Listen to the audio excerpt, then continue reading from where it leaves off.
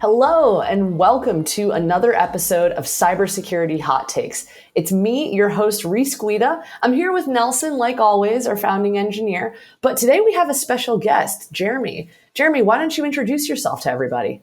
Yeah, happy to. And thanks for having me on, Reece and Nelson. Yeah, my name's Jeremy Snyder. I'm the founder and CEO of a company called Firetail. You can find us at firetail.io.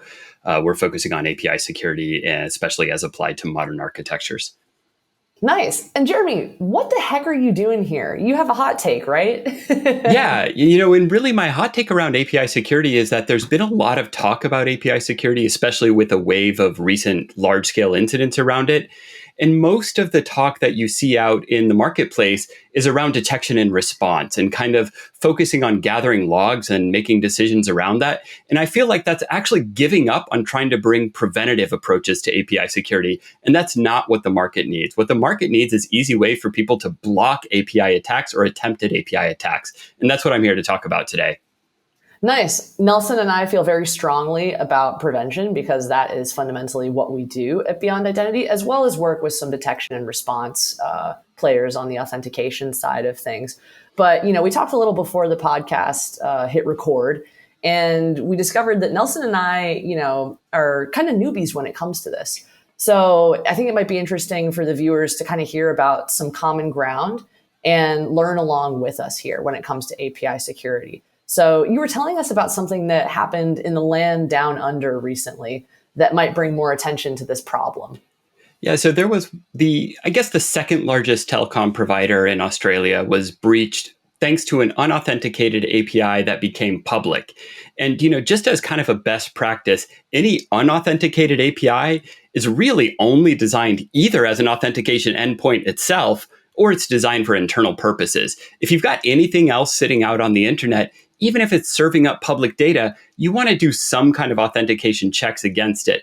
And in this case of what happened to this telco provider, this API exposed to the public internet allowed for pure, unfettered, unauthenticated access to the API, which then enabled some little bit of kind of, let's call it on-endpoint lateral movement that enabled data trove discovery and exfiltration to the tune of 11.2 million people. And that's the important thing to remember here. It's not just 11.2 data records. That's 11.2 people's, private information that was exfiltrated there. Wow. That's amazing. When API security breaches happen, what does the detection process look like? Sometimes when there's a credential compromise, it takes a while for people to even notice that there's been a breach. Is it kind of similar in the land of API security? It kind of depends on what kind of breach happens. There are kind of four primary attack vectors around API today. Two of them are related to credentials and, things like authentication and authorization. Those two, the most kind of, let's say, common detection and response capabilities are really trying to gather the logs from the APIs, from the activity, in terms of, what was queried, what records were returned back, in terms of kind of, you can think of like the request and the response payloads. Really bringing that into one central location is the way to kind of start that detection and response process.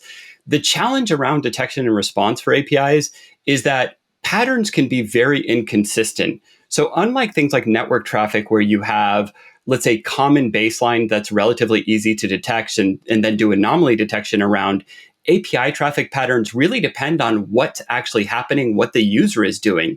And I don't know about you, but the way that I use an app may be very different from the way that you use an app. And so it's hard to kind of trigger off of detection and response pattern or traffic monitoring. And so that's where kind of the detection and response problem starts with API security. Yeah, you can't really get a baseline from what it sounds like, or at least it would be really hard to do that. So why is prevention so important then, given that? And how does that really work with APIs? So prevention is really important because APIs are kind of, for the large part today, being deployed on cloud platforms. And what we know about cloud platforms is that things move really, really quickly.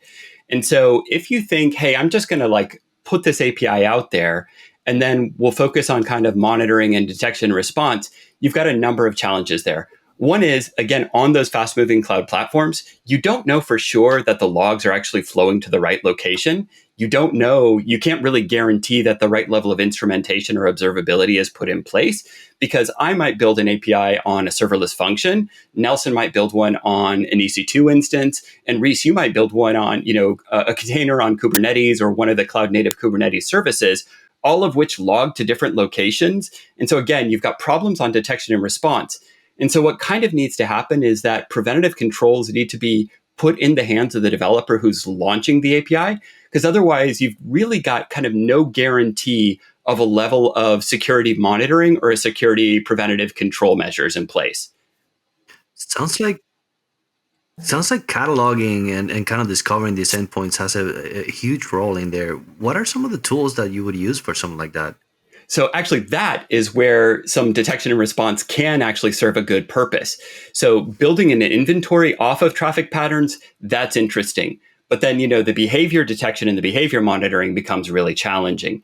So if you look at, let's say, a platform like AWS, you can look at cataloging calls from API gateways, from WAFs, from network or application load balancers, bringing that stuff together in one location and kind of parsing through URIs in the logs and building an inventory off of that. But you're absolutely right, Nelson. Last year, there was a survey of CISOs, and the number one challenge around APIs was just API visibility and inventory. Oh. You said something that stood out to me, Jeremy. You talked about empowering developers when it comes to API security. And at Beyond Identity, we help secure code by making sure that developer impersonation can't happen when code is checked in. So we also believe that security starts with the developer, albeit in a different realm. So Nelson, I'm wondering what you think about, APIs from your experience. Like, you use them all the time. Is security really at the forefront of an average developer's mind? It's hard. Nelson's got an adorable baby who's just living her life. I'm sure she's concerned about API security as well. She's very concerned. She's learning as we speak. That's an interesting question. As a developer, that doesn't necessarily work in the security space very much. Before kind of working at Beyond Identity, my exposure to securing APIs was very low. I kind of understood that if you have something that's public, you should make sure you should maybe fuzz it, and you should make sure it has some level of exposure to. If it has some level of exposure to critical data, then you should take precautions there. But authentication for APIs has always been kind of a fuzzy idea. How do you find folks securing APIs in a way that's effective? Yeah, there's not a lot of effective API security out there today, to be honest. I do find people kind of relying on, let's say, old school or legacy patterns for trying to secure their APIs today. Put it behind a WAF, put it behind an API gateway, maybe lean into some of the kind of basic functionality there. That could be things like preventing access to certain routes or methods based on WAF rules. Or that could be things like checking for an authentication token or for rate limiting on an API gateway. But typically you find that you don't have coverage for all of the major attack vectors. There's been about 30-ish large-scale public API breaches over the last couple of years. We've been kind of cataloging them and doing root cause analysis. And I don't think I've seen a single customer who had an effective approach today to address all of the major attack vectors. And that is something that we're trying to make easier for developers over time. Yeah, so, most big problems have solutions that start with small steps, right? So That's right. From what you're saying, it sounds like the trend of attacks in your space is accelerating. Yep. What advice would you give to developers to help kind of mitigate this problem, other than, hey, check out firetail.io? Yes. Yeah. Well, that's obviously the first step. But in all seriousness, I would say, look, talk to your security team and hope that they've been, out there doing research around what the attack vectors are, and then try to understand what your organization's approach to security is. That might be a perimeter-oriented approach where you do have a WAF and an API gateway. But then actually, next step, the two largest attack vectors are really authentication and authorization. Find out what the kind of standard approach that your organization has for its applications with regards to those two things, and make sure that you align to that and don't try to reinvent it. The more you can reduce the number of, let's say, authentication and authorization mechanisms that your application or development team is supporting, the less risk you have. Or when you do have a problem, you've got a larger brain trust to go figure out, where the problem lies and make kind of architectural changes to stamp it out in the future. You're talking our language when it comes to authentication and authorization. Yeah. I think we can end by saying that we have that in common, and it's a good place to make sure that you are having everything locked down. Hey, Jeremy, thank you so much for coming on the podcast today. We really appreciate you enlightening us on all things API security, and we wish you the best of luck. Until then, everybody, stay tuned for yet another episode of Hot Takes coming at you soon. Have a good one.